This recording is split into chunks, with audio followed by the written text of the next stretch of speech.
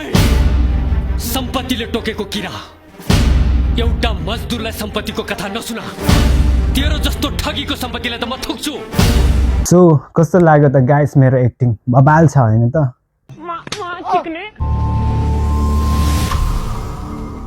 निखिल उप्रेती यानी कि action king को चाहिँ नयाँ मुभी आउने वाला छ Acharya. So I am so excited र हजुरहरू पनि पक्कै एक्साइटेड हुनुहुन्छ होला। एक्सन किङ निखिल उप्रेतीको न्यू मुभी आचार्यको सुटिङ चाहिँ सुरु भइसकेको छ र कास्ट पनि भइसकेको छ।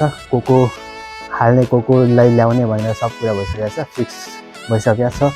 सो मुभी आउँदैछ, एकदम एक्साइटेड त्यसको लागि। सो निखिल उप्रेती भनेपछि चाहिँ एक्सन किङ होइन। सो उसको मुभीमा चाहिँ एक्सनहरू चाहिँ होइन बबाल हेर्न पाइन्छ। र अर्को कुरा निखिल उप्रेती चाहिँ लङ टाइमपछि चाहिँ होइन कमब्याक गरे हो। सो केही नयाँ हेर्न पाइन्छ होला, समथिङ न्यू होइन, एक्सन धमाकेदार। सो उसको पहिलाको मुभी भैरव हजुरहरूलाई थाहा नै होला। भैरवमा पनि उसको होइन धेरै कुराहरू समथिङ न्यू थियो होइन त्यो बेला पनि। र भैरव मुभी धेरै चलेको पनि थियो, धेरै होइन धेरै राम्रो पनि थियो। नेपाली फिल्म इन्डस्ट्रीको कुरा गर्ने हो भने एक्सन जेनरमा चाहिँ मलाई निखिल उप्रेती नै मनपर्छ। र हजुरहरूलाई को मनपर्छ कमेन्ट गर्न सक्नुहुन्छ। अनि अहिले त धेरै छन्, जस्तै समीर भट्ट भयो, सुशील श्रेष्ठ पनि छ, अनि निखिल उप्रेती यिनीहरू छन् होइन। बट मलाई पर्सनली धेरै मनपर्ने भने चाहिँ निखिल उप्रेती नै हो, किनभने ओल्ड इज गोल्ड होइन। सो सेकेन्डमा चाहिँ समीर भट्ट, किनभने समीर भट्टको चाहिँ होइन धेरै प्रिपेयरवाला छ समीर भट्ट। र उसले धेरै राम्रो एक्सन एक्टिङ सब कुरा डान्स पनि गर्न सक्छ। सो निखिल उप्रेती पछि भन्ने हो भने चाहिँ समीर भट्ट मेरो चाहिँ। समीर भट्टको मुभी मैले 12 गाउँ हेरेको छु, बलिदान पनि आएको छ। बलिदान त हेरेको छैन, बट 12 गाउँ हेरेँ। सो हजुरहरूले पनि हेर्नु होला। हजुरहरूले चाहिँ हलमा हेर्नुभयो होला, बट मैले चाहिँ फोनमा हेरेको थिएँ युट्युबमा आएपछि होइन। युट्युबमा आएको छैन, ओटिटीमा आएको थियो। सो मैले चाहिँ त्यसमा थाहा छैन नि, सिनेमा घरमा गएर हेर्न सक्नुहुन्छ, या पैसा तिरेर या त त्यो कोइन हुन्छ त्यहाँ फ्रीमा कलेक्ट गरेर त्यो कोइन मार्फत चाहिँ हामी किन्न सक्छौँ मुभीलाई र हेर्न सक्छौँ। त्यसै गरी मैले हेरेको थिएँ। र हामी चाहिँ निखिल उप्रेतीको कुरा गर्न आएको छु। निखिल उप्रेतीको कुरा गरौँ। र निखिल उप्रेतीको होइन अर्को सरप्राइज कुरा चाहिँ के हो भने अर्को मुभी पनि आउनेवाला छ, त्यो हो पारस आउनेवाला छ निखिल उप्रेतीको। र यो सुनेर म चाहिँ झन् सरप्राइज भयो नि त। आचार्य अलरेडी सुटिङ सुरु भइसकेको छ। आचार्य लगत्तै चाहिँ पारस आउनेवाला रहेछ। त्यसमा चाहिँ हिरोइन चाहिँ को जेसिता गुरुङ, झन् एक्साइटेड होइन। सो म चाहिँ एकदम त्यो कुरा सुनेर एक्साइटेड होइन। निखिल उप्रेतीको नयाँ मुभी हेर्न भनेपछि चाहिँ म एकदम एक्साइटेड हुन्छु अलवेज नै होइन। सो हामीले चाहिँ बचपनमा लास्टै मनपर्ने होइन निखिल उप्रेतीको मुभी। अनि निखिल भयो, विराज भट्ट भयो, राजेश हमाल भयो, थुप्रै हुन्थ्यो। एक्सन प्रायः जस्तो एक्सन जेनरमै बन्थ्यो पहिलाको मुभीहरू चाहिँ होइन।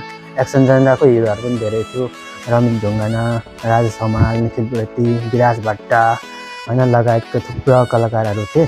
सो त्यसमा मेरो बेस्ट भनेको चाहिँ निखिल उप्रेती थियो। र हाम्रो गाउँमा विराज भट्ट र निखिल उप्रेती, लेडिज साइड हाल्ने भने अलिकति बढी विराज भट्टको थियो, र जेन्ट्समा निखिल उप्रेती, अनि कोही राजेश हमाल र कोही रमित ढुङ्गाना हुन्छ नि, उनीहरूको पनि फ्यानहरू थियो हाम्रो गाउँमा चाहिँ होइन।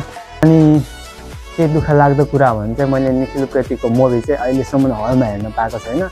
किनभने जब बचपनमा जब निखिल उप्रेतीहरूको जेनर थियो, उनीहरूको टाइम थियो, त्यो बेला चाहिँ गाउँघरमा मुभी हल हुन्न थियो भन्ने भने टिभीहरू पनि प्रपर आएको थिएन, कसै गाउँमा आएको हुन्थ्यो होइन। सो हामी चाहिँ त्यहीँ पैसा तिरेर 5 रुपियाँ 10 रुपियाँ त्यसरी कलेक्ट गरेर स्कुल जाँदाखेरि स्कुललाई बङ हानेर होइन जङ्गल पसेर अनि भरे चाहिँ पैसा कलेक्ट गरेर चाहिँ मुभी हेर्न जान्थ्यौँ। हामीले बढी हेर्न भनेको चाहिँ निखिल उप्रेती अनि राजेश हमाल, विराज भट्ट भएको मुभी चाहिँ हामीले हेर्थ्यौँ होइन। सो त्यसैले होला निखिल उप्रेतीको मुभी हेर्न जाने कारणले नै पढ्न पनि सकिएन। सो बट होइन आई लाइक निखिल उप्रेती, केही छैन होइन। हामीले बहुत इन्जोय लिन्थ्यौँ र हाम्रोमा चाहिँ एकदम फाइट पर्थ्यो। उनीहरू फिल्ममा चाहिँ निखिल उप्रेतीहरूको एक्सन हुन्थ्यो भने हाम्रो अर्को एक्सन कस्तो भने त्यहाँ चाहिँ जस्तै म निखिल उप्रेतीको फ्यान भयो भने कोही साथीहरू चाहिँ विराज भट्टको फ्यान हुन्थ्यो होइन। सो बिचमा चाहिँ हाम्रो झगडा जस्तै हुन्छ नि, कुरामा सिरियसली झगडा होइन हुन्थ्यो। सो उनीहरूले भन्थ्यो विराज भट्टले यो गर्न सक्छ, निखिल उप्रेतीले त्यो गर्न सक्छ। फेरि हाम्रो पालो आउँथ्यो निखिल उप्रेतीले यस्तो गर्न सक्छ, तेरो विराज भट्टले यस्तो गर्न सक्दैन भनेर चाहिँ हाम्रो चाहिँ झगडा पर्थ्यो। जस्तै निखिल उप्रेतीको चाहिँ हल्ला थियो कि नौताले धराराबाट हाम फालेको, बट यो कुरा रियल्ली हो। र विराज भट्टले चाहिँ फलाम भाँचेको कुरा भन्दै थियो, यो चाहिँ थाहा भएन होइन, यो ट्रुथ हो कि होइन किनभने अहिलेसम्म इन्टरभ्यूमा यस्तो कुरा चलेको पनि छैन र केही भिडियो क्लिप्सहरू पनि छैन। निखिल उप्रेतीको चाहिँ आफैले पनि भनेको छ, क्लिप्सहरू पनि छ, मुभी पनि छ। सो यो चाहिँ ट्रुथ हो होइन। सो विराज भट्टको कुरा चाहिँ के लाग्छ हजुरहरूलाई, मेबी फेक होला विराज भट्टको फ्यानहरूले, किनभने विराज भट्ट चाहिँ यो टाइपको थियो नि त, ज्यान भएको होइन, हेर्दै नरिलो टाइपको। त्यही भएर चाहिँ कसैले कुरा लगाएको हुनसक्छ, त्यतिकैमा त्यो कुरा चाहिँ फैलिएको होला होइन। त्यस्तो हुन्थ्यो हाम्रो बिचमा चाहिँ। अनि अहिले आउन लागेको आचार्यमा चाहिँ होइन निखिल उप्रेतीको आफ्नै श्रीमती सञ्चिता लिमिटेडको ब्यानरमा आफ्नै मतलब प्रोडक्सनमा चाहिँ बनिरहेको रहेछ। अनि एक्सनहरूको लागि प्रिपेयर पनि राम्रै हुँदो रहेछ। केही क्लिप्स उसको इन्टरभ्यूहरू मैले होइन हेरेको थिएँ, एउटा निखिल उप्रेतीको इन्टरभ्यू हेरेको थिएँ मैले, सञ्जय के भनेछ कि एउटा पोडकास्ट, त्यहाँ चाहिँ पोडकास्टमा हेरेको थिएँ। सो त्यहाँ चाहिँ आफैले भनेको छ समथिङ न्यू हुनेवाला छ। प्याराग्लाइडिङहरूमा चाहिँ उसले होइन प्र्याक्टिसहरू गरेको, अनि कहीँ चाउरमा गएर चाहिँ उसले केही एक्सनको लागि प्र्याक्टिस गरेको। हेलो, अब हामी केही खास चिज खोज्नको लागि निक्लिँदैछौँ। मेरो टिमहरू छ, आज सँगै उड्ने टिमहरू यहाँ टन्नै छौँ हामीहरू। यता मेरो फिल्म टिमको युनिट पनि छ, यहाँ हाम्रै मनु बेङ्गलोर। स्टन्टको लागि चाहिँ माथिबाट एक्रोबाट गरेको चाहिँ फिल्ममा कसरी भिजुअलाइज गर्न सकिन्छ त्यो खालको हामी चाहिँ लोकेसन हन्टिङ गर्दै। अनि इन्डियाबाट चाहिँ होइन हरेक कुरालाई इम्पोर्ट गरेको होइन, त्यो कुरा चाहिँ थाहा भयो। सो यो मुभी चाहिँ खत्रै नै बन्छ होला। अनि यत्रो सालको एक्सपिरियन्स पनि छ होइन, निखिल उप्रेती 17-18 वर्षदेखिको एक्सपिरियन्स, अहिले समथिङ 30-35 वर्ष होला। सो धमाकेदार हुन्छ केही न केही होइन। सो हामी चाहिँ एकदम एक्साइटेड हो, हजुरहरू पनि एक्साइटेड हुनुहुन्छ होला। यहाँको कुराहरू त मैले गाउँघरमा हल थिएन, टिभी भन्ने कुरा गर्दै थिएँ। सो त्यही होइन, गाउँघरमा चाहिँ टिभी हुन्न थियो, हामीले या त सानो टिकटिके मोबाइलमा हेर्थ्यौँ, अनि यहाँ त कसैको घरमा त्यो बोक्के टिभी हुन्थ्यो होइन, त्यहाँ गएर हेर्थ्यौँ 5 रुपियाँ तिरेर। अनि पछि बिस्तार मोबाइलहरू आउनु थाल्यो होइन, सबैले बिस्तार किन्न पनि थाल्यो, पैसा जम्मा गर्दै भयो भने। त्यस्तो गाउँघरमा पैसा नि हुन्न थियो हामीसँग।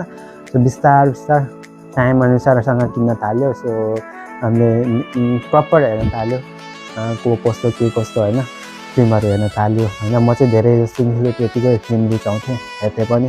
एक्सन हुन्थ्यो नि त, मलाई एक्सन मनपर्छ, अझै पनि एक्सन मनपर्छ। सो मेरो लागि बेस्ट चाहिँ निखिल उप्रेती।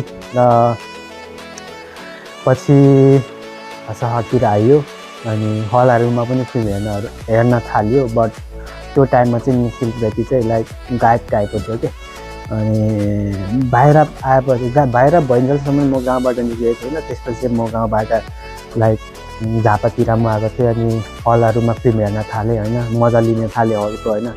एकदम हुन्छ नि फर्स्टमा जानेहरूलाई त एकदम त्यो होइन नयाँ नौलो। सो उसको लागि चाहिँ बबालकै होइन, एसी होइन, गुस बम्स हुन्छ नि, त्यो साउन्डले गर्दाखेरि जस्तै मुभी पनि अलिकति राम्रो लाग्दैन कि।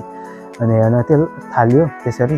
बट त्यही हो, निखिल उप्रेतीको फिल्म चाहिँ हेर्न पाइएन, त्यो स्याड कुरा हो।